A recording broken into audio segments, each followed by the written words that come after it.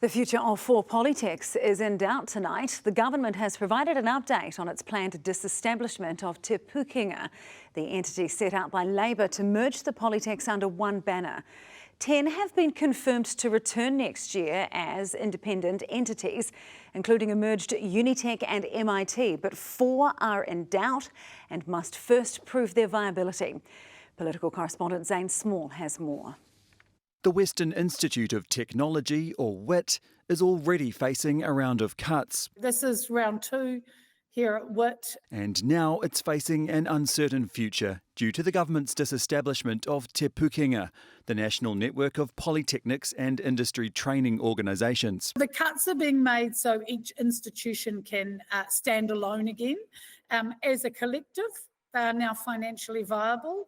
Individually, they are not. The National Party promised to reverse the amalgamation changes made by Labour, and today the Prime Minister outlined the government's plan. From the 1st of January 2026, we will return regional decision-making to 10 polytechnics. That includes the Ara Institute in Canterbury, EIT on the East Coast, NMIT in Nelson, SIT in Invercargill, Toi Omohai in the Bay of Plenty, Wintec in Waikato, Otago Polytechnic, as well as the Open Polytechnic, which is online, and a new merged Unitec and MIT. But the future is in doubt for Northtek, WITT, Whitireia and Welltech in Wellington, and TPP on the West Coast. The other 4 that are left have got some work to do. They've got some unique challenges that we need to address over the next 6 or 8 months. They still can't tell the people of Northland whether they're going to have a Polytech a couple of years from now. I don't think that's good enough. Te Pukenga was formed by Labour in April 2020 with $121 million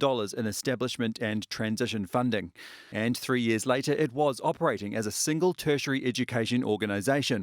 But then a change of power, and in December 2023 came a letter of expectation from the new coalition government confirming it was no longer a priority to have a centralised organisation. And in May this year, legislation to disestablish Te Pukenga passed its first reading in Parliament.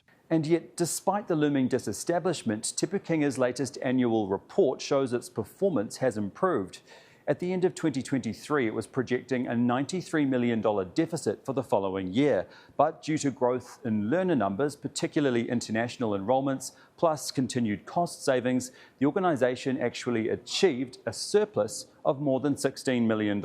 They've been working very hard nationally to make sure that they can support all divisions and be financially stable, but the Minister is going ahead because she made an election promise. This is political. Pukenga's latest annual report showed that it was in surplus. So what's the need for this big change? The reason they're in surplus is because that duplication of bureaucracy in that head office is gone. So they've been stripping back head office over the last year, 18 months. But polytechnics such as WIT have been stripping back themselves, and the union fears it could be the end for some regional vocational education institutions.